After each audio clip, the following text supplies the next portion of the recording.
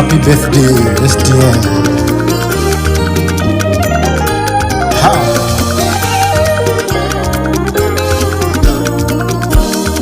Ìwọ náà rí Olúwagbénga, ìwọ náà rí Dino Melaye, ìwọ náà rí SDM, ìwọ náà rí Senator Dino. Fijó dúpẹ́ oore àtọdúnmọ́dún, fijó dúpẹ́ oore àtọṣùmọṣù, fijó dúpẹ́ oore ìgbà gbogbo.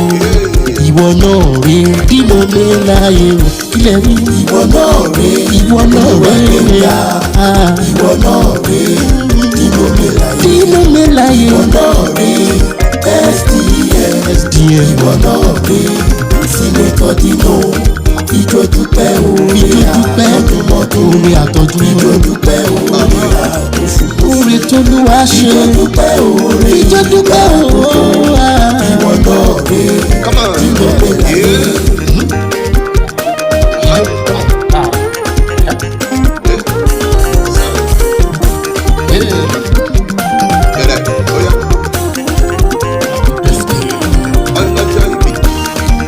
Happy birthday, Senator Dino Melaye o, congratulations, today is your special day. Mo bá ẹ jó, mo bá ẹ yọ̀, ọpẹ́ ní f'Olúwa tó mú ẹ rọ́jọ́ òní láyọ̀. Ó yẹ kó fi jó san díẹ̀ fún. Ọ̀pọ̀ ẹgbẹ́ rẹ ti kú, ọ̀pọ̀ ẹgbẹ́ rẹ ti lọ, ọ̀pọ̀ ló wà lẹ́wọ̀n, ọ̀pọ̀ ló ṣe fáìn bára kiri. Olúwa dá ẹ sí tilétilé rẹ gbogbo. Happy birthday, Senator Dino. Congratulations, many happy returns.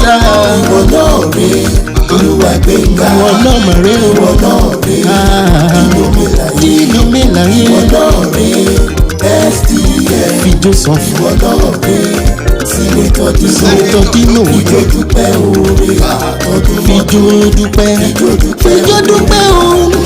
Senator Dino, fijó dúpẹ́ oore ìgbà gbogbo. oore ìgbà Ìwọ náà rí Dino Melaye. Dino Melaye, Dino Melaye, happy birthday Dino. Dino Melaye. Ọdọọdún là ń rorúgbó, ọdọọdún là ń ráwùsá, ọdọọdún là ń rúmúbì láàtẹ ò Dino. Ọdọọdún là máa rí ẹ o, ọmọ Melaye. Ire owó, ire ọlá, àìkú baálẹ̀ ọrọ̀, mo tọrọ fún ẹ. Wàá dàgbà o, wàá pẹ́ láyé, wàá darúgbó, ẹ̀mí rẹ̀ àṣepúpọ̀. Happy birthday, congratulations, Dino Melaye. Happy birthday. Are you ready? Come on.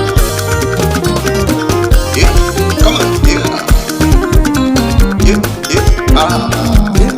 Ijó máa yá o, ijó máa yá o. Senator Dino, ọmọ Melaye. Bàbá Aṣíwájú, congratulations. Bàbá Joshua, Olúwadùnbátì. Senator Dino, bàbá Olúwagbọ́tèmi. Ẹ̀gbọ́n ti Máyọ̀wá, ọmọ Melaye. Ẹ̀gbọ́n Tolúwafẹ́mi, happy birthday. Ẹ̀gbọ́n ti Moses, ọmọ Melaye. Ẹ̀gbọ́n ti Paul, oh, congratulations. Ẹ̀gbọ́n ti Fọláṣadé, oh, happy birthday.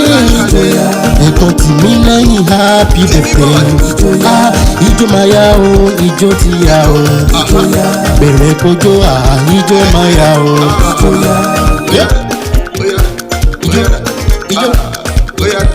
Ijó, Dino. Dino Melaye o. Bẹ̀rẹ̀ kójó, ọlọ́jọ́ ìbí kúnjó.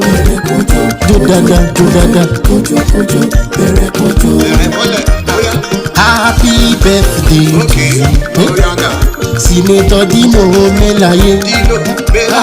Many happy returns, incoming president. Congratulations. Many happy returns. Ò bá fi jó sọ̀rọ̀ Olúwa o, ò bá fi jó